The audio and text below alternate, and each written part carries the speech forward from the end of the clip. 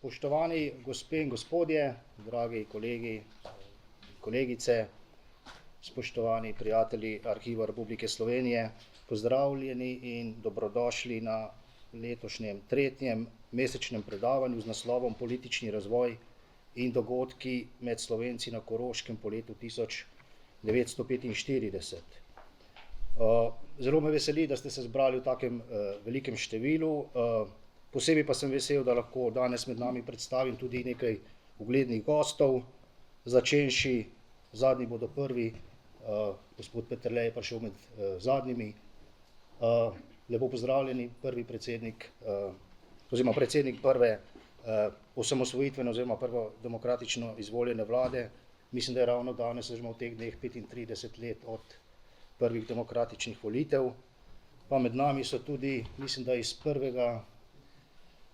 prve sestave vlade še gospod Janez Dular, tam v ozadju, pa potem med ministri tudi nekdanji minister za zunanje zadeve, sicer v drugi vladi gospod Ivo Vajgl, pa mislim, da še poslanca Primoža Hanca, lahko posebej pozdravim, mogoče še kakšne goste iz avstrijske Koroške, če so prišli, in pa seveda predvsem našega današnjega predavatelja, tudi koroškega Slovenca Karla Smoleja.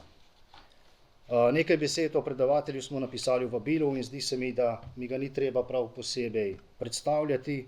Dovolite pa mi, da z vami delim spomin na najino prvo srečanje, če smem tako reči, pa to ni tisto, ko sva se zares spoznala, ampak na nedeljo 23. decembra 1990 zvečer. Mislim, da vsi vemo, kaj se je takrat zgodilo. Bil sem v drugem letniku gimnazije, premlad še, da bi lahko glasoval na referendumu, a kot bodoči zgodovinar že dovolj radoveden za aktualno politično dogajanje. Doma smo spremljali poročila o štetju preštetih glasov in očitno zelo jasnem rezultatu. Spremljali smo direktne vklope iz Cankarjevega doma, kjer so politiki že slavili in dali prve izjave. Jože Pučnik, na primer tisto, da Jugoslavije ni več in da gre za Slovenijo. Zbrali so bili vodilni Demosovi in tudi drugi politiki, nekateri ste danes tukaj z nami. Spomnim se na škofa Šuštarja, nazdravljali so, nekateri so poskušali s petjem Zdravljice. Kamera je ujela maketo koroškega knjižnega kamna, ki marsikomu pomeni simbol slovenstva. Danes ugibam, da je to maketo mogoče priskrbel človek, ki sem ga takrat verjetno prvič videl, naš današnji gost Karl Smole. Iz dogajanja oziroma izjav sem povzel, da je koroški Slovenec dovolj vpliven na Dunaju in zdel se mi je kot nekakšen slovenski tribun, odposlanec slovenskih oblasti pri avstrijskih in tudi obratno. Naš predavatelj se je rodil pred dobrimi 80 leti, v aktivno delo za priznanje pravic koroškim Slovencem se je vključil že v času študija, uspeh pa je sprva žel tudi na literarnem področju. Po študiju prava na Dunaju je vodil svojo prevajalsko pisarno, za pravice slovenske manjšine v Avstriji pa je deloval v najrazličnejših organizacijah in društvih. Med drugim je sodeloval pri ustanovitvi in delovanju Centra avstrijskih narodnosti, Slovenske gospodarske zveze in bil je tudi predsednik Narodnega sveta koroških Slovencev. Leta 1986 je bil z alternativno listo prvič izvoljen za poslanca v avstrijskem državnem zboru, kjer se je posebej posvetil krepitvi vloge avstrijskih narodnih skupnosti, seveda s poudarkom na koroških Slovencih. Drugič je bil v avstrijski državni zbor izvoljen na listi Liberalnega foruma. In ko je šla Slovenija po osamosvojitveni poti in si prizadevala za priznanje samostojnosti, je bil s soglasjem avstrijske vlade ustanovitelj in nato tudi vodja slovenskega predstavništva na Dunaju, ki je preraslo v tamkajšnje veleposlaništvo. Današnjega dogodka verjetno ne bi bilo, če se gospod Smole sredi leta 2022 ne bi obrnil na naš arhiv in sicer z dilemo, s katero se sreča marsikateri ustvarjalen plodovit človek. Le kam sem tem papirjem?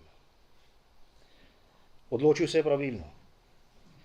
Sodelavki Danijela Jurčič-Čargo in Alenka Kačičnik-Gabrič sta ga konec septembra 2022 obiskali na njegovem domu in očitno naredili tako dober vtis, da smo večji del gradiva v Ljubljano pripeljali že oktobra tistega leta. Marca 2023 je gospod Smole sam pripeljal še 5 velikih škatelj in nato spomladi lani še 2 škatli dodatno najdenega gradiva. Vse to gradivo je uredila in popisala Alenka Kačičnik-Gabrič s podpisom darilne pogodbe in nato vpisom v register fondov in zbirk pa smo zgodbo tudi formalno zaključili v začetku lanskega septembra. Arhiv Republike Slovenije predano gradivo zajema obdobje od leta 1924 do 2024, torej za dobrih 100 let. 111 arhivskih škatelj ga je, oziroma približno 12 metrov, kot to mi pri nas merimo. Glede na izločiteljno delovanje pa je urejeno po tematskih sklopih, ki zadevajo tako njega osebno kot njegovo družino. Sledi gradivo prevajalske oziroma pravne pisarne, gradivo političnega delovanja kot poslanca v avstrijskem parlamentu. Več sklopov gradiva govori o delovanju za slovensko narodnostno manjšino, o delovanju v zvezi za pravice evropskih etničnih skupin, o udejstvovanju pri delu Slovenskega znanstvenega inštituta, Klafljeve ustanove, Korotane in Mohorjeve družbe, Centra avstrijskih narodnih skupnosti ter seveda o odnosih s slovensko diplomacijo, ustanovitvi slovenskega predstavništva na Dunaju in sodelovanju slovenske manjšine z matično državo. Mislim, da bomo danes slišali marsikaj, kar je dokumentirano v gradivu, ki ga je gospod Smole predal našemu arhivu. Tako bo tudi predavanje gotovo upravičilo pričakovanja v tem smislu, da po možnosti temelji na arhivskem gradivu iz naše hiše. Gospodu Karlu Smoliju smo iskreno hvaležni za podarjeno gradivo in hkrati počaščeni, da je v maniri zavednega Slovenca odločil svoje gradivo prepustiti osrednji arhivski ustanovi v matični domovini. Nekaj dokumentov iz njegovega osebnega fonda je bilo že konec lanskega leta, oktobra, predstavljenih v naši spletni rubriki Arhivalija meseca. Danes pa bomo projekt prevzema in predstavitve tega gradiva oziroma fonda končali še s predavanjem, ki je bilo, kot veste, prvotno načrtovano za konec januarja, pa se žal takrat nismo uspeli izvesti, tako da me veseli, da smo danes vendarle tukaj. Tako da bil je dolg uvod, pa upam, da ne predolg. Spoštovani gospod Smole, zdaj vam pa predajam besedo. Izvolite. Hvala lepa za lepe častne uvodne besede. Prvo bi rad se oprostil, da bom veliko bral. To pa, ker se moram sam disciplinirati. Jaz sem človek, ki se takoj razleze na 10 tem in potem je predavanje še enkrat tako dolgo, kot bo, ko ga bom bral. Zato torej opustite, če ne bom tako rekoč ustrezno poantiral, kot morajo govorniki, ampak vsebinsko po mojem je zanimiva stvar, ker prvič sem star gospod, torej sem nad 80 let že, ne? In zelo mlad pravzaprav že bil prisiljen se sporazumevati z problemi Slovencev. In o tem vam bom tudi danes malo poročal. Lansko leto sem izročil svoj neurejeni zasebni pismeni material tukajšnjemu Arhivu Republike Slovenije. Rad bi se zahvalil gospej dr. Alenki Kačičnik-Gabrič, strokovno izredno kompetentni arhivarki, da je kupe papirja spravila v dostopen red. Hvala tudi Arhivu Republike Slovenije, gospodu direktorju, za to, da je izbral moj material za arhivalijo meseca, vključitve v projekt Arhivalija meseca. Hvala Republiki Sloveniji, predsedniku Borutu Pahorju, za dano odlikovanje, za moj, kot je rekel, osebni prispevek k mednarodnemu priznanju Slovenije in njenemu ugledu v Avstriji. Tu bi ga jaz samo toliko popravil, da seveda kot skoraj diplomat na Dunaju, ni šlo samo vedno za poročanje in kontakte do Avstrije, ampak izrabil sem izredno priložnost mesta Dunaj in vseh tistih tamošnjih predstavništev, da sem jih tudi informiral o tem, kaj se dogaja v Jugoslaviji, kaj se posebno dogaja v Sloveniji. Ker listine spremljajo moje zasebno oziroma poklicno in javno udejstvovanje, dovolite, da se vam predstavim. Živim na Bistrici v Rožu, torej malo pod Ljubeljem, poročen sem za zdravnico Drago Smole Jelen, imama dve hčerki, Tino in Leno, besta na žalost na Dunaju in ne pri nas doma. Rojen sem 2.9.64 po rojstnem listu v Celovcu, dejansko pa v Borovlah, Ferlah, torej spet tik pod Ljubeljem, kjer je naša družina morala bežati iz Celovca, torej bila je itak samo mama z otroci in trije smo v Borovlje in tam je bila neka provizorična porodnišnica in tako da sem jaz Rožan že po zraku, ki sem ga dihal, tako rekoč v prvih mojih zdihljajih in vekih, ki sem jih morda spustil.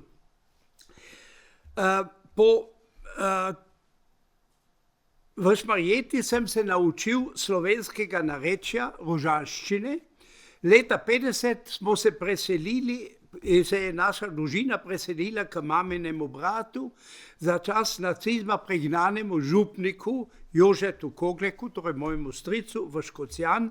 To je župnija župnika Poljanca, prve žrtve nacionalsocialistov.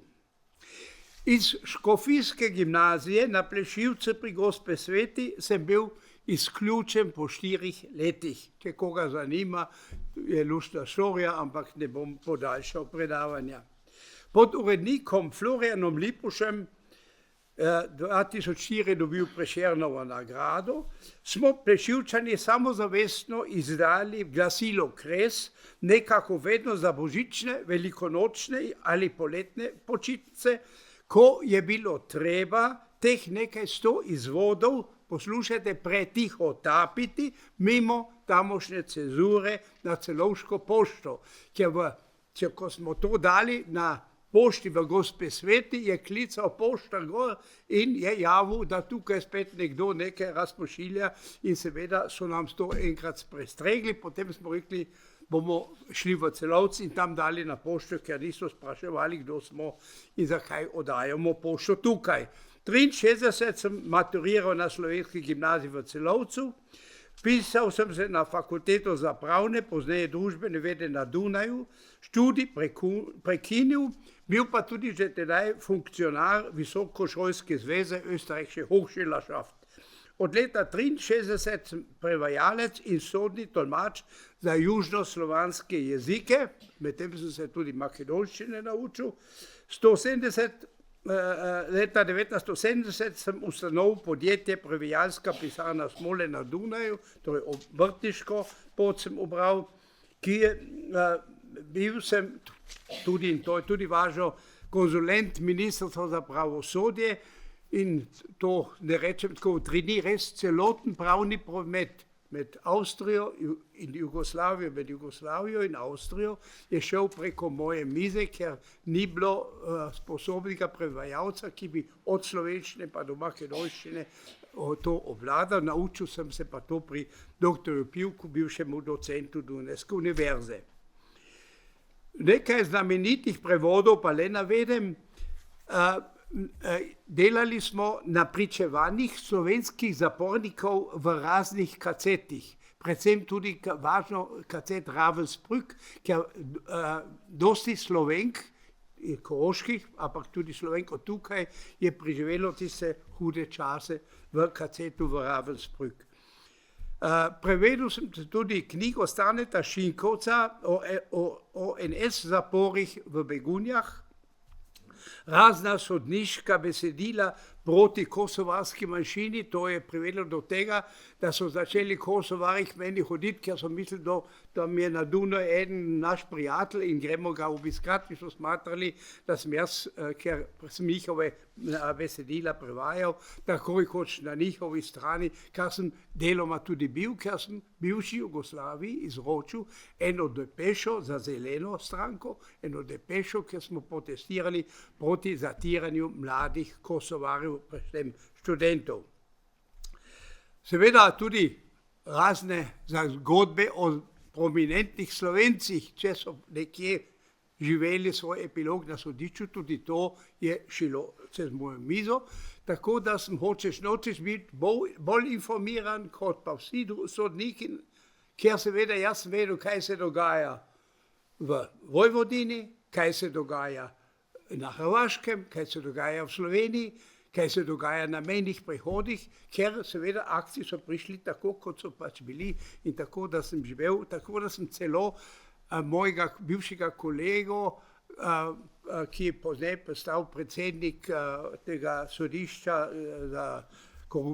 za zadeve korupcije, prav vprašal, kaj naj naredim za tem vedenjem, ker jaz sem recimo bil gotovo prvi, ki je zvedel, odkot so puške, ki so jih Srbi uporabljali, ko so se vozili čez Donavo streljati Vukovar. Sem bil en prvi, ker je to bilo pač nekaj v aktih. Samo on mi je svetoval, da naj sem tiho, da naj sem prevajalec in moja naloga je molčati in delati. Torej, to mora samo v robu povedano. Luštno zadeva je bilo ta, da sem spremljal gospoda Lenca Mosarja, to je en velik vilski podjetnik in podjetnik za razne sokove v Beograd, ker je tam ustanavljal pivovarno, oziroma prevzel je neko, pri nas temu rečemo spufano pivovarno v Beogradu, jo kupil in tam na novo pač svoje pivo in svoje vino in svoje sokove prodajal. Leta 60 sva skupaj z gospodom Florianom Lipušem izdala prvo številko Mladja. Nekaj cajta sem se celo zavijal, jaz tja, da bom le poeta, ampak potem se spomnim ene zgodbe, ko sva z Lipušem bila skupaj na enem pogrebu in mi rekel, ti, kaj pa ti nič več ne pišeš, še škoda, ti si dobre pesmi delal in tako dalje, Ujeti krik zbirko izdal. Jaz sem rekel, veš kaj, v književnosti so težave, to vem, ampak še hujše so pa v politiki, zato bom šel v politiki, ko tam v politiki sem mora bolj potreben.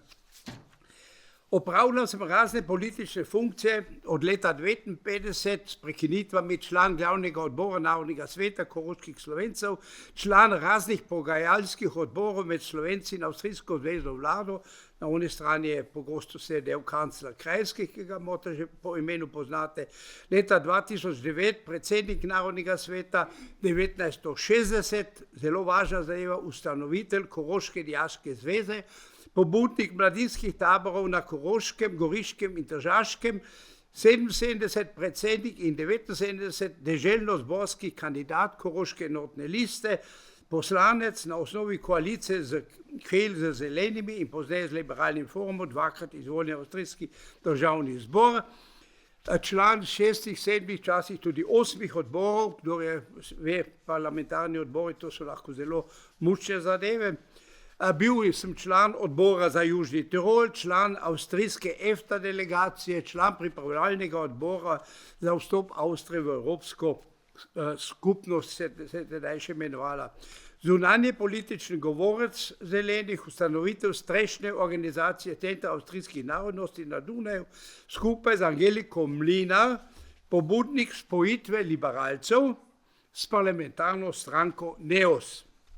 Torej, to ne naštevam kot za slavo spev, ampak to povem zaradi tega, ker lahko tudi en človek, če zbere okoli sebe pametne ljudi, dela voljne ljudi, vesele ljudi, lahko zelo veliko spremeni, ker mi včasih smo majhni narod, pa jaz sem koji sam, pa kaj pa bo koji eden, tako so mi na Koroškem večer dali v našem dialektu, a pa bo ojaden, si ja sam, ne, in sem jaz večer rekel, ni vprašanje si sam in zberi ljudi okoli sebe in lahko ustvarjaš.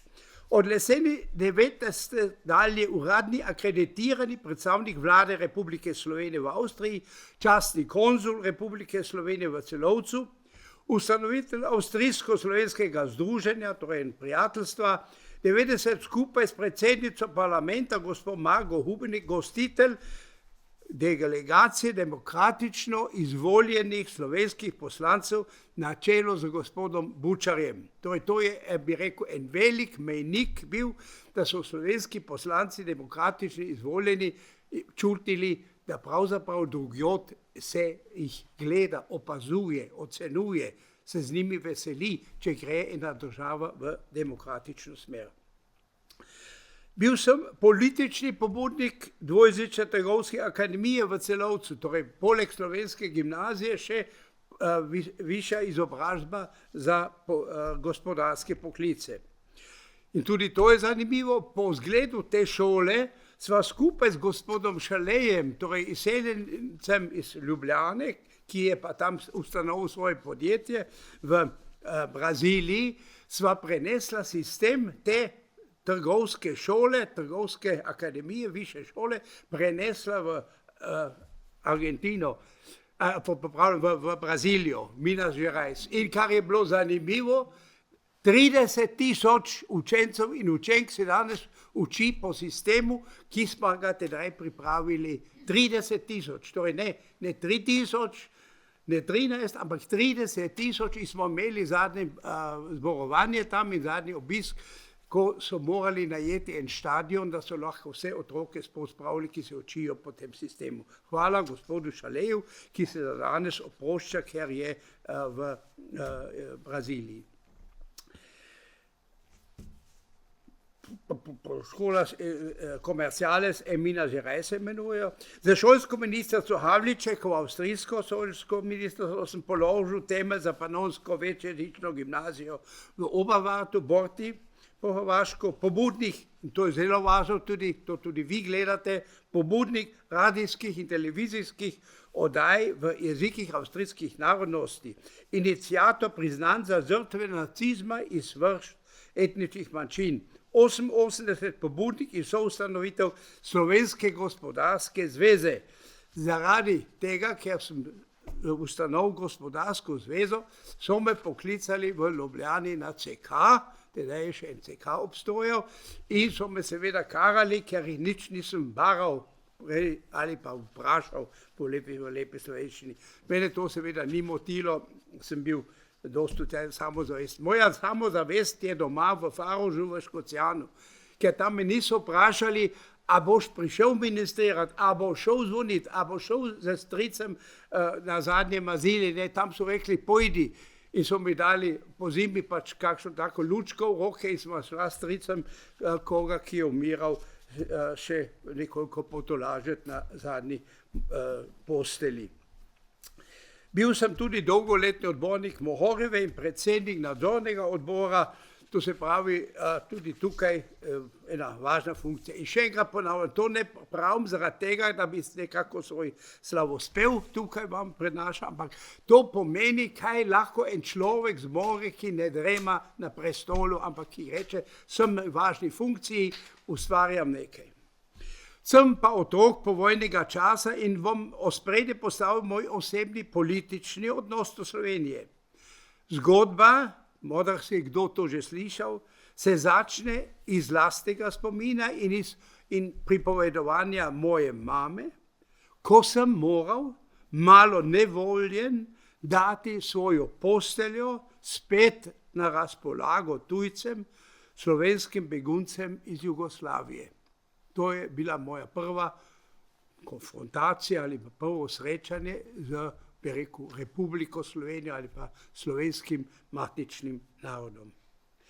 Te begunce je stric župnik sprejel v prostorno župnijsko hišo, stricu v podporo in nam mladim v veliko veselje, pa so prišli tudi mladi kaplani k nam in nas naučili pismene slovenščine in nas tudi naučili nastopanje, kar je bilo nujno potrebno, seveda, če si pozneje kakšno politično ali pa drugo službo imel, da si se lahko sploh oglasil in tudi ustrezno bil vajen nastopanja. Seveda, zgodba je ta, moja prva učiteljica v ljudski šoli je bila predsednica nacističnega učiteljskega združenja. To je bila prva učiteljica.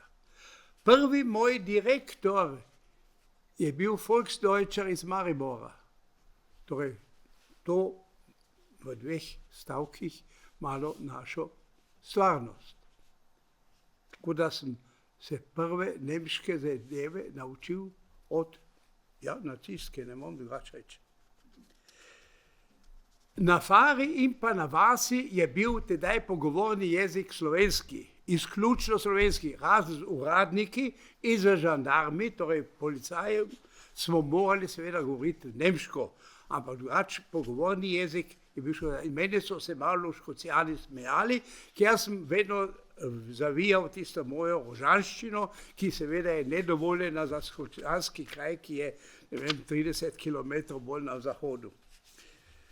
Z poznejšim profesorjem na Graški univerzi, kdo mora ga poznati, s Erikom Prunčom, so se takoj vključila, takoj po izključitvi, tudi on je bil izključen, lotila dela z otroci na vasi v Škocijanu, pa tudi organiziranega udejstvovanja med dijaštvom v Celovcu. Mejnik smo postavili za ustanovitev udarne Koroške dijaške zveze, ki je skupaj s tržaško, goriško in trbiško dijaško mladino prirejala na koroške mladinske tabore. Najbolj izpostavljen je bil tabor, ki se je dogodil leta 1964 ob 550-letnici zadnjega ustoličevanja koroških vojvod v slovenskem jeziku. To smo vzeli kot povod.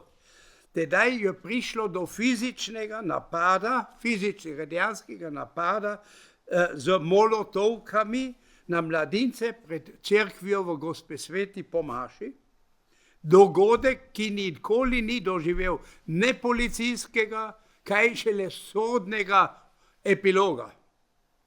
In sedaj se spominjam, bila je gospa Peterlinova, kateri je padel en tak molotovk na njeno bluzo, ki se je najbolj ustrašila, ker je rekla, kaj bom pa jaz zdaj oblekla, ko je to vse tako zamazano, ampak bolj važno je bilo, da sem tisto gorečo steklenico uspel daleč vreči stran in tam sta stala dva policaja in se smejala. Moram tudi še en dogodek, kljub temu povem, ko je mene deželni policijski predsednik rekel, da nažalost ne moramo iti k vojvodskem prestolu, ker je tam že Heimatdienst najavil svojo prireditev in sem in tja in da bo prišlo do spopadov in tako dalje in sem in tja. Se je zgodilo sledeče, da je on trdil, da je Heimatdienst, ki ga vam ne bom razlagal, to je nemška nacionalna organizacija, da je Heimatdienst prej najavil.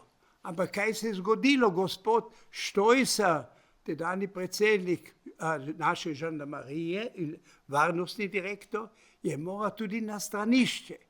To priložnost je gospod Smole izrabil, da sem pogledal not v akt in ugotovil, da smo mi bili prvi, ki smo prijavili našo prireditev. In ko pride gospod nazaj, mu pa reče, veste kaj, dajte mi pokazati, gospod ravnatelj, direktor, visoki, pokažite mi oba žiga in ne bom jaz trdil, da smo mi bili prej. In komaj, ko jaz rečem žig, prostite, ne bom tako udaril kot on, ampak podobno, je udaril takoj na tisti žig od prijave Heimatdiensta na prireditev. In od tedaj naprej sem jaz malo skeptičen pri policajih, me razumete, ne, če ta glavni policaj, namesto da bi rekel, ja se je pač tako zgodilo, a kaj ljudje, mora z roko usekati na svoj akt, da ugotovi, da gospod Smole ne vidi, da smo bili Dijaška zveza in njegovi prijatelji prvi pri prijavi. Mladincem, predvsem osrednjemu tajniku Filipu Varažu, morda komu tudi znan, je uspelo vzpostaviti strpnejše odnose med vlado socialistične Slovenije in tako zvano desnico na Koroškem. Tako smo se mladinci, to je tudi zanimivo, poslušajte, ob vračanju od tabora na Primorskem vedno ustavili v Ljubljani in obiskali smo dvopičje izvršni svet, prvi izvršni svet, drugič nadškofa in tretjič avstrijskega generalnega konzula, tako da nam niso mogli reči ne izdajstva Avstrije, ne da smo pozabili na Boga in na vero in tudi torej tukaj ustrezne sile, ne so mogli reči, pa prezirajo nas ti mladinci. Seveda, Osko mi je bil pri tem ob strani dr. Joško Tišla. Spoznal sem ga po njegovem prijatelju, mojemu stricu Jožetu Pepo Supancu in svetoval je meni osebno tudi, pa tudi nam mladim, prelat Aleš Čehna, to je ta duhovnik, ki ga gospa Hadala Maja omenja kot pogrebca partizanov, ker je bilo prepovedano partizane zakopati. In gospod prelat, tedaj župnik v Železni Kapli, je to napravil skupaj s svojim mežnarjem. Rekel bi, oba sta bila kot nekako skrbnika mladine. V mojih razmišljanjih se opiram na lastna vedenja in na knjigo Politika asimilacije Roberta Knajta. Nisem zgodovinar, bi pa rad posegel nekoliko v zgodovino.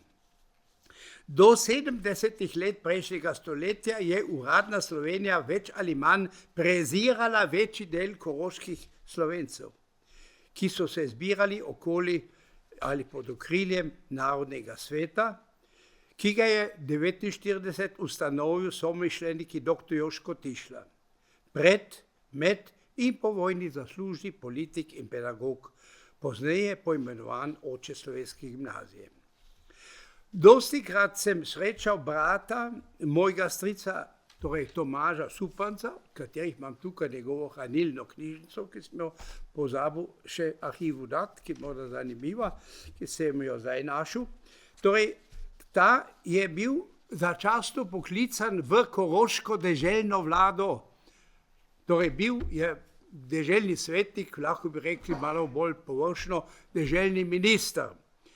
Ta moj stric se je tega posla naveličal, ampak ne zato, ker ni hotel delati, ampak je rekel, tukaj sem spada večja osebnost, ki je bolj sposobna voditi politiko. In ga je nasledil, in sicer od 15. julija 1945 do novembra dr. Joško Tišla kot član deželne vlade.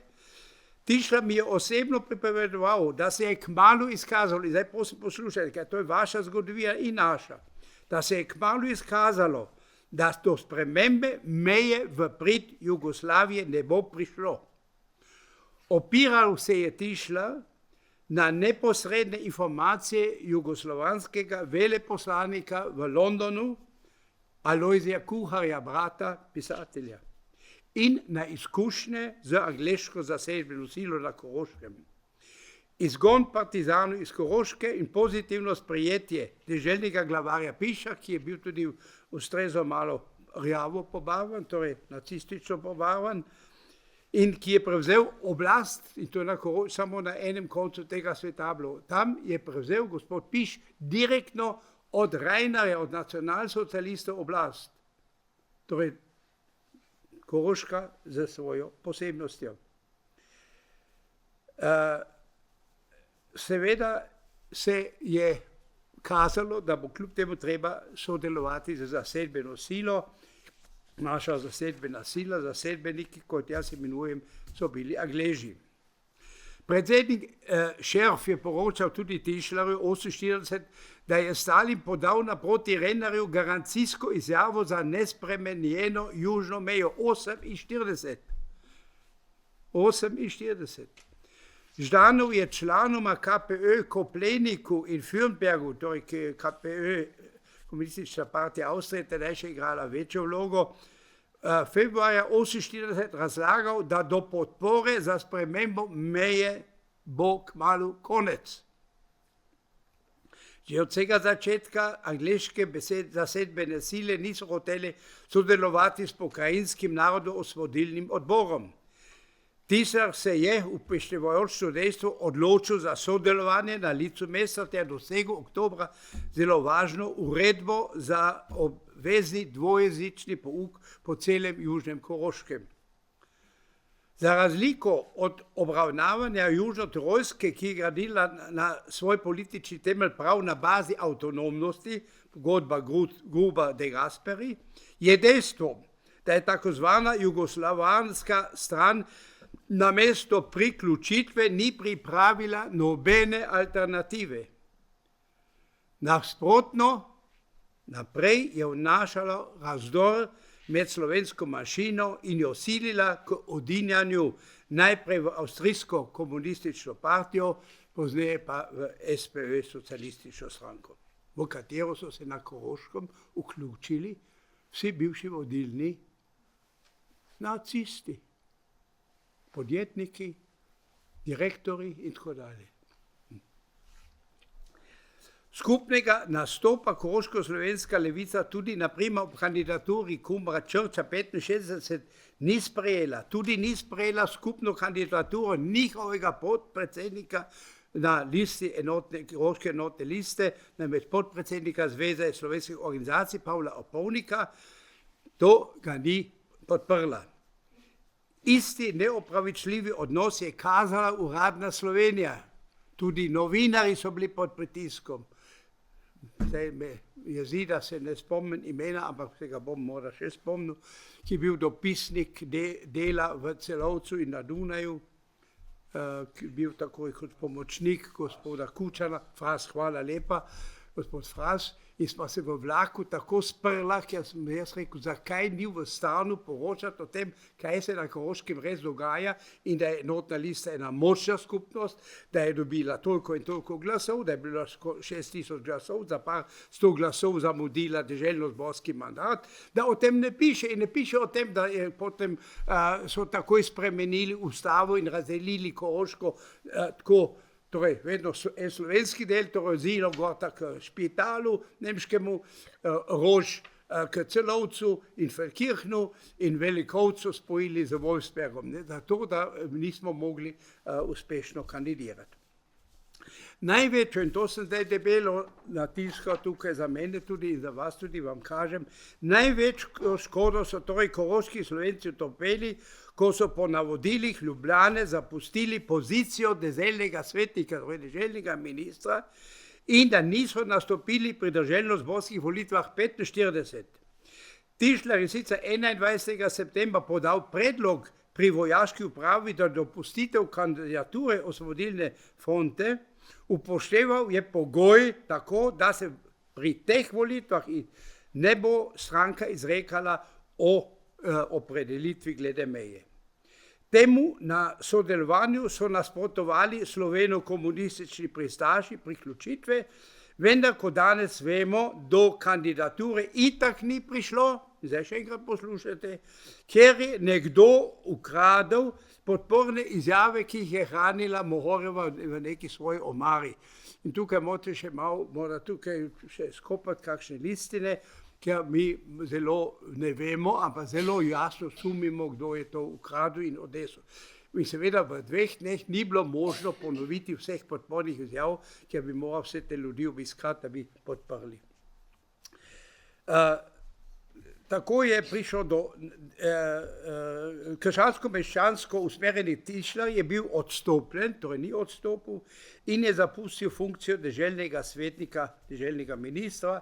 Osvobodilna fronta je pozvala Slovence, naj se zdržijo volitev ali pa naj volijo KP. To je bila, bi rekel, natiskana izjava naših južnih prijateljev ali pa kakokoli.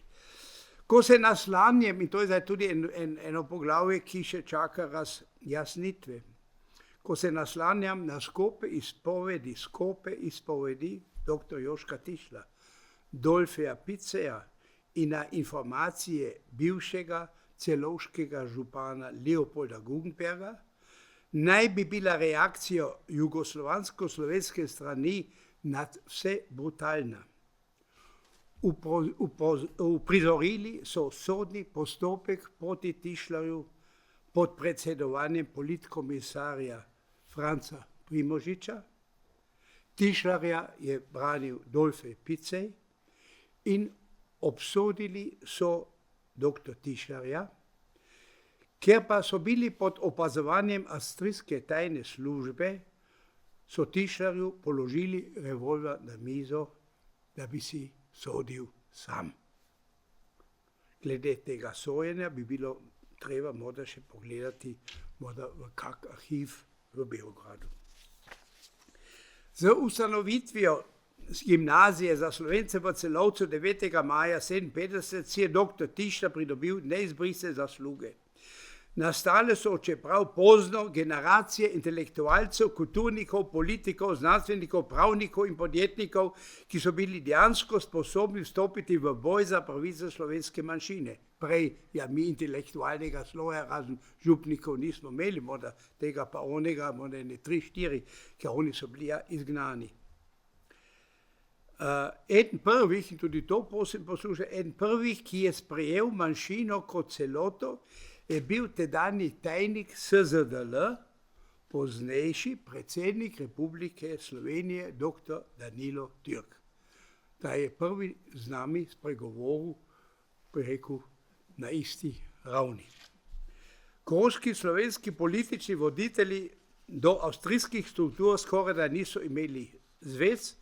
Navajam iz nekega svojega govora, ko sem odšel leta 1963 na Dunaj, sem pričakoval, da mi bojo vodilni okoli narodnega sveta dali seboj nekaj imen in naslovov važnih in za nas pomembnih ljudi iz politike, uradništva, kulture, tiska, pa nič. Morali smo čim prej splesti mrežo važnih osebnosti in oseb, predvsem novinarjev. Tega sem se lahko lotil, ker sem odprl prevajalsko pisarno na Dunaju, nekako tudi kot prvo informacijsko postojanko za koroške Slovence. O mojem parlamentarnem delu ne bom govoril, profesorja Vladimir in Matjaž Klemenčič sta napisala eno celo obširno poglavje o tem mojem delu v svoji knjigi Koroški Slovenci druga republika. Zgoraj sem že omenil nekaj geselskih naslovov o svojih, ampak ne tako mojih, ampak o naših uspehih, kar smo lahko dosegli in dosežki za manjšine, ker sem jaz vedno smatral, treba je seboj vzeti vse manjšine, tako tudi Rome, tako tudi gradiščanske Hrvate, tako tudi Čehe, Slovake in tako dalje, in da smo se združili v eno skupno. Potem bom, kot veste, sem glasoval za šolski zakon, to kratko poglavje bom zdaj izpustil, kaj sem tedaj napisal gospodu, torej predsedniku in podpredsedniku vlade Muki in Vranickemu, to boste lahko potem brali. Dejavno politično podporo sem imel vse skozi v predsedniku Narodnega sveta Matevžu Grilcu, ki je nažalost moral danes v bolnico in se opravičuje, v odbornikih Narodnega sveta, Koroške enotne liste, ter sodelavci, med drugim Marjanu Pipu, Tonetu Korenu in Hubertu Miklu, ki se veselim, da je prišel tukaj kot bivši generalni tajnik Centra avstrijskih narodnosti. Jeseni 90, ko sem odložil poslanski mandat, sta pristopila v Dragi na občinah nad Trstom Lojze Peterle, predsednik prve demokratično izvoljene vlade, in zunanji minister Dimitrij Rupel, ali bi bil pripravljen prevzeti vlogo predstavnika slovenske vlade v Avstriji z sedežem na Dunaju. Zato naslov zdaj začetki samostojne slovenske diplomacije na Dunaju. Takoj ob nastopu nosilcev slovenskega osamosvajanja in ob nastajanju novih političnih združenj v Sloveniji se je pojavila potreba po neposrednem zastopstvu Slovenije zunaj njenih meja. Mnogo Slovencev je sicer delovalo v jugoslovanskih diplomatskih predstavništvih, le-ti so sicer spremljali dogajanje doma, vendar so se čutili lojalno vezani na Ministrstvo vanjskih poslov SFRJ v Jugoslaviji, torej v Beogradu.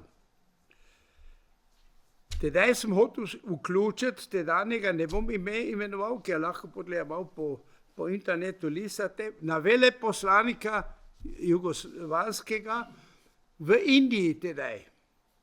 In sem ga prosil, ker smo se poznala iz raznih srečanj, če bi mi on imenoval neko osebo, kamor bi mi lahko skrivši pošiljali te, vse veste, tedaj smo ja še pošiljali fakse, to je čas faksov, ne interneta, tako kot zdaj, da bi jaz lahko tja fakse pošiljal, da bi jih nekdo potem komorkoli tam v Indiji zanesel, da bi malo bili, bi rekel, informirani o tem, kaj se v Jugoslaviji dogaja.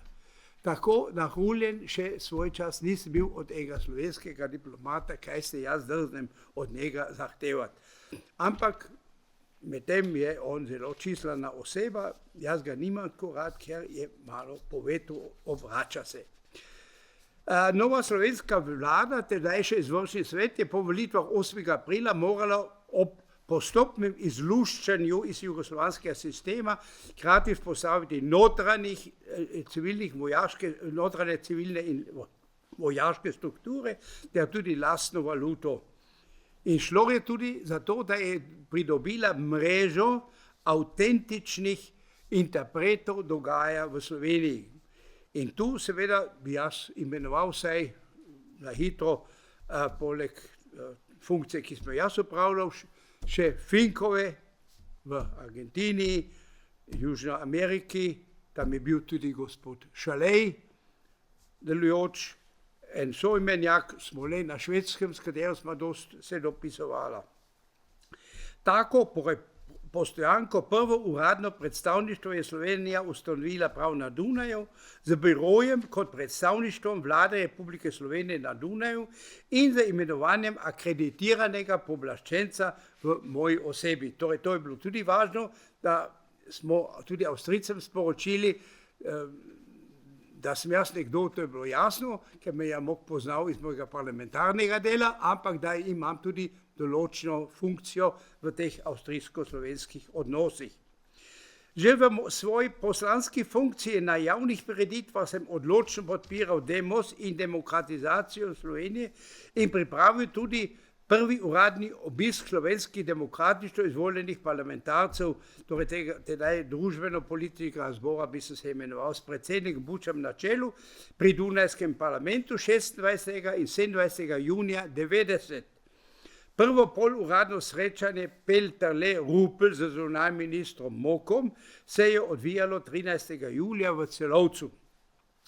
Od septembra 1990 uradno, od 10. oktobra dalje, se je vladni biro vselil v Center avstrijskih narodnosti na znanem dunajskem naslovu Teinfallstraße 4 in od aprila 1990 dalje smo sodelavci centra se preselili v novo poslopje in sicer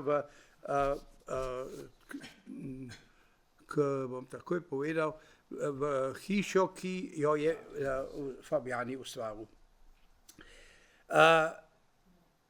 Prve čase mi je pomagal zelo tukaj navzoči Hubert Mikl, potem tudi gospa Sonja Šturm, ki so lahko imenoval stebri promocije Slovenije. Z januarjem 1991 je predstavništvo sprejelo ugodno ponudbo v Plankengasse, v hiši arhitekta Maxa Fabjanja. Tedaj smo delovali že z stalnimi sodelavci, tako z dr. Botom Sommergerem, še pred nedavnim umrlim Sommergerem, dobrim mojim prijateljem, izrednim komunikatorjem takega, torej moš iskati ga, verjetno tudi, če ga iščeš, ne najdeš, za stike, za stikom, za tiskom in z javnimi mediji. Ni bilo skoraj tedna, da članek o Sloveniji ni stal na prvi strani kakega avstrijskega časopisa. Časopisne izvlečke, to ve gospa, ki je to urejevala, hrani arhiv Slovenije, to se pravi, da ne govorim samo v 3 dni. Naši tajnici, in spet pozivam, tedaj smo imeli faks smo pošiljali. Naši tajnici Zdenka Vadnal in gospa Barbara Hočeva sta menjaje prenočevali v pisarni in razpošiljali faks depeše po noči po celem svetu. Predstavništvu se je pridružil še gospod Hleb pozneje, veleposlanik v Skopju in gospod Trekman, še bolj pozneje veleposlanik v Beneluxu. Ena zadeva je zelo važna. Slovenija je telefonirala tedaj pred temi dogodki preko Zagreba. Tam je imela Udba vojaška svoj sedež in tudi svoj prisluškovalni aparat. Zato je bilo izrednega pomena, da je meni, in to res meni osebno uspelo prepričati našega notranjega ministra Lešnaka in pa tudi šefa telekomunikacije, da so uredili direktne stike med Slovenijo in Avstrijo. Tako, da so pošiljke, ki so prišle kot faks k nam, bile brez cezure zagrebške. Je prej morala Slovenija, kakokoli je pošiljala, je šlo čez Udbo spodaj. Glavni cilj predstavništva je bila neposredna informacija avstrijskih političnih in drugih dejavnikov o dogajanju v Jugoslaviji, predvsem seveda v Sloveniji, o stališču in namerah Slovenije. Predstavništvo je sproti obveščalo tudi mednarodne medije, mednarodno javnost, pa predvsem preko intenzivnih stikov do veleposlaništva držav Evropske skupnosti na Dunaju. Tudi to je, za vas bo tu zanimiv podatek, redna je bila komunikacija med menoj kot pooblaščencem in zunanjim ministrom Mokom, ki sem ga poznal že iz študentskih let in sem imel z njim opravka kot zunanji politični govorec zelenih, včasih seveda iz opozicionalne kontrapozicije proti njemu. Ampak smo se dobro razumeli in zdaj bo tudi, dovolite to majhno anekdoto, da ne bo tako dolg čas to predavanje. Jaz sem bil, kot sem rekel, funkcionar Visokošolske zveze, Österreichische Hochschülerschaft in kot tak organizacijsko glavni prireditelj univerzitetnega plesa v prostorih vse Dunajske univerze. In ker je, kot veste, ples se začne z prvim plesom. In gospod od rektorja je peljal predsednik Österreichische Hochschülerschaft, jaz kot drugi tak malo glavni sem pa dobil za ples gospod Mok. In smo zaplesali tako kot uvod. In namesto, da bi bila vesela z menoj, bi je mrko gledala in smo rekel, gospa, Avstrija tako navada, če je mož minister, je žena tudi minister, smo rekel, frau minister, gospa minister, zakaj me tako črno gledate? Ja, kako minister mogli sporočiti, da je treba priti z dolgo janko in ne z kratko, kot jo imam jaz? Se malo se zasukal, ampak gospa ministrica, nobene nima take lepe noge kot vi. Torej, malo nesramno, fantovsko, ampak tako je pač. Torej, bil sem zunanji politični govorec zelenih in prednost je bila ta, da sem seveda iz tega skupa znancev, ko smo se na raznih srečanjih EFTE ali pa drugih parlamentarnih sestankov srečavali, imel zelo nebroj naslovov, imen in tako dalje.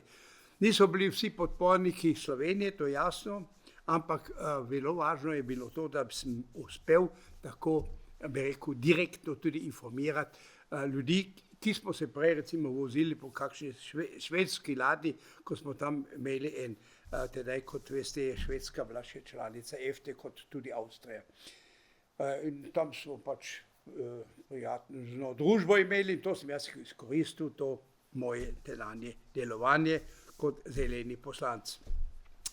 Kratka beseda za komunikacijo z dr. Mokom. Kot rečeno, ker zdaj je vezala ne samo, bi rekel, stroka ali poklic ali kako bi rekel, ali usmerjenost, je bilo možno, da mi je odprl vsa vrata, ki jih je on lahko odprl. In bom samo eno povedal, zelo pogosto je takoj po pogovoru, ki sem ga imel z njim, klical Kinkla, ali pa klical Genčarja, ali pa klical torej, tudi druge važne politike v Nemčiji, da jim je sporočil, kaj je ravno zvedel od mene.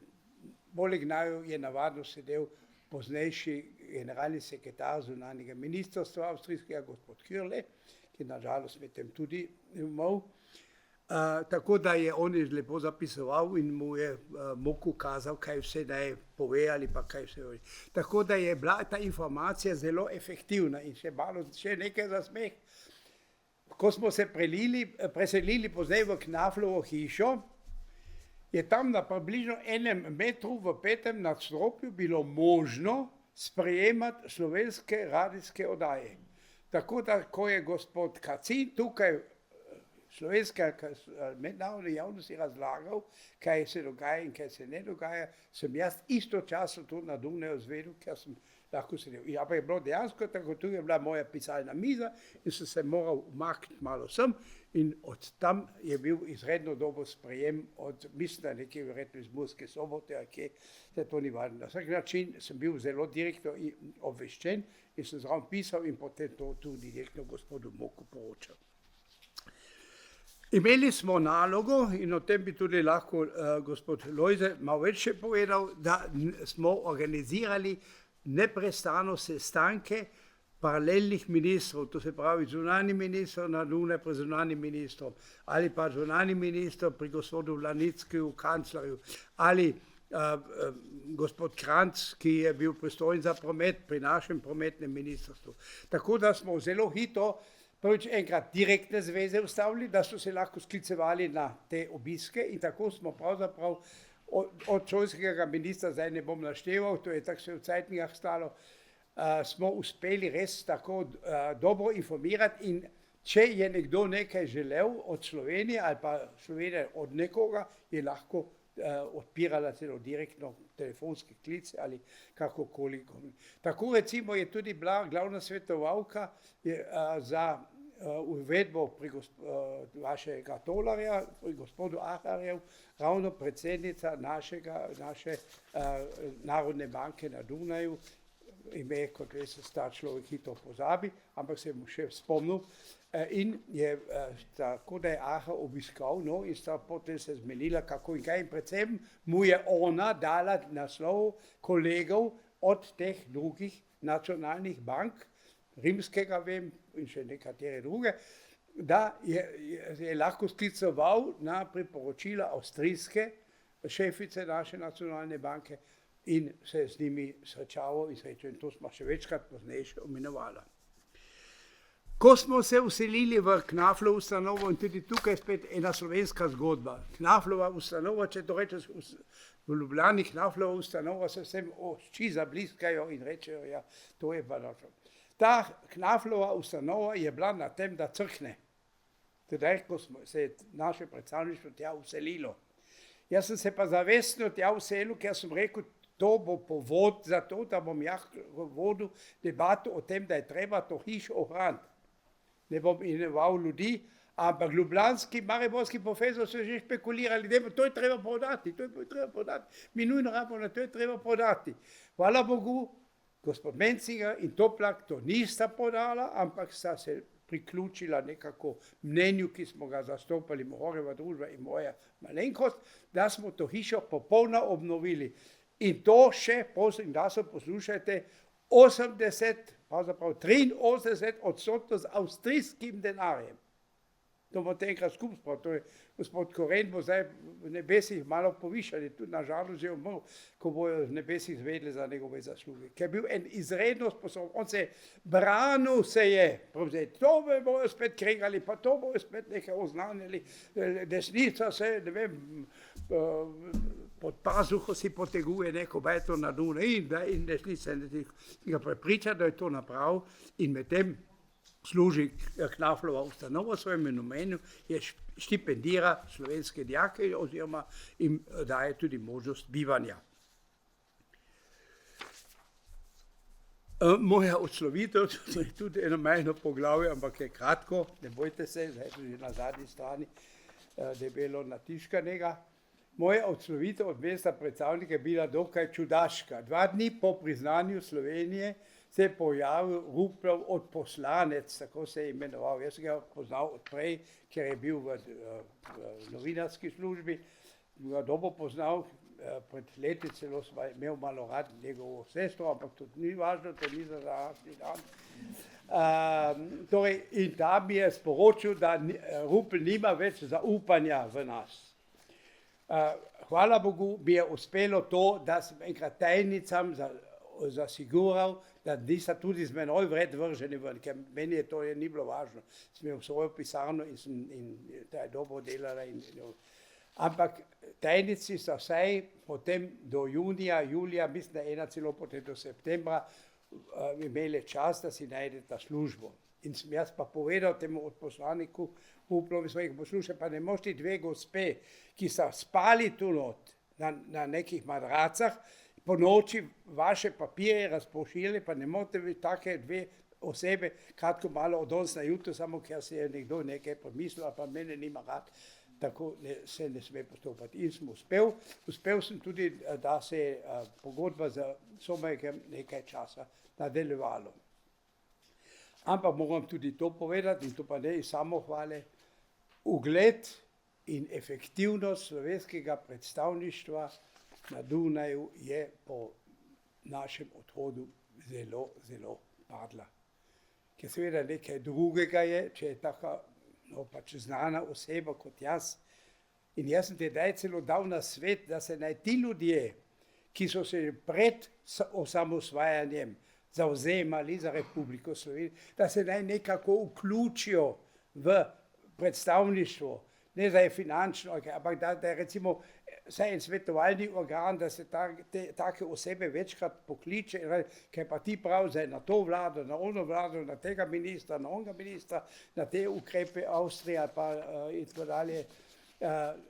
In da bi, ker seveda so ljudje, ki so živeli že desetletja na Švedskem, bolj vedeli kot tisti frišni uradni podpredstavnik Republike Slovenije. Je logično, je škoda take ljudi odslavljati. In bi jaz rekel, če jim vsak mesec rekli, da eno mavžno dobijo, bi tudi vsaj to bilo. Zdaj gremo malo še nazaj. Se sprašam, pa se je Sloveniji zgodila zgodba osamosvojitve po naključju sreče zaradi nekega logičnega razvoja zgodovine ali glavni vzrok vedno v stoletju dolgi želje slovenskega naroda po lastni državi. Za mene je to gotovo to bilo. Po odločilnem izkoriščanju ugodnega trenutka je vsa čast za tebi, da si to napravil, izkoristil tam res trenutek sreče, ker kot vemo, sreča ima navado, da hitro spet zgine.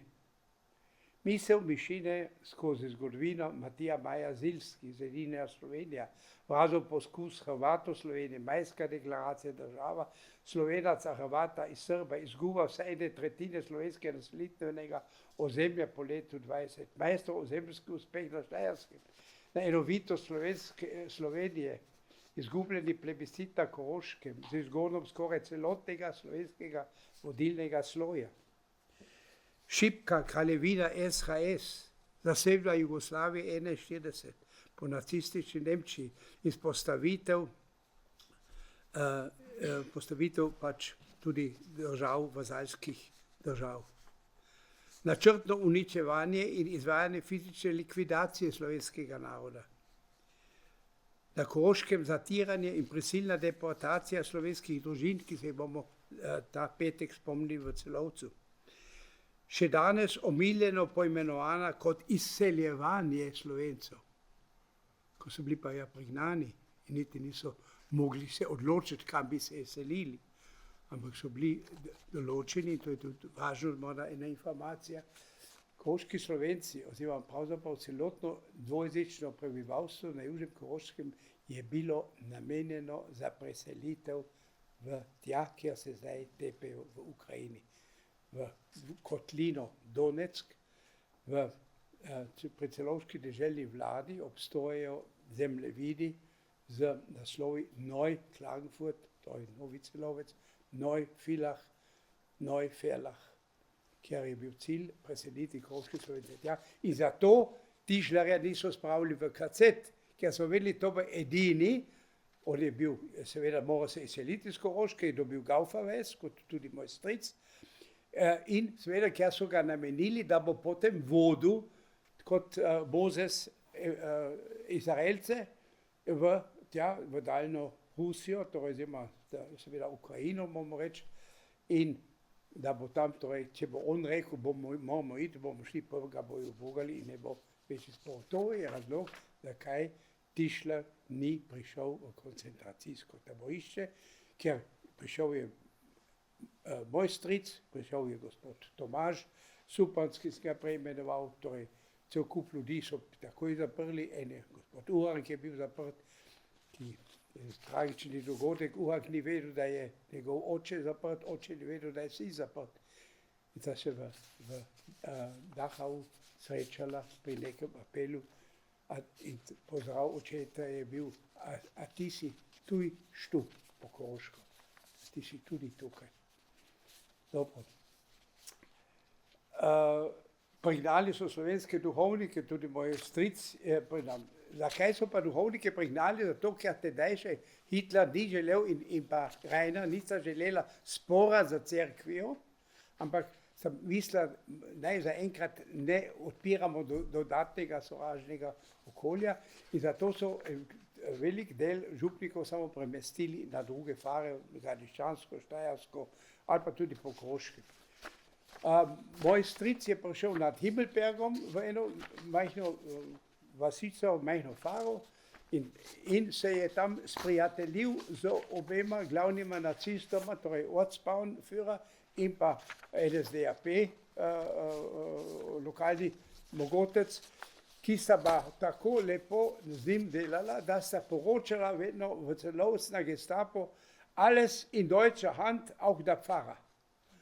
In to ga je rešilo, ker stric je stalno pričakoval, enkrat se bojo popeljali in bom jaz šel v Dachau kot nekateri moji sobrati.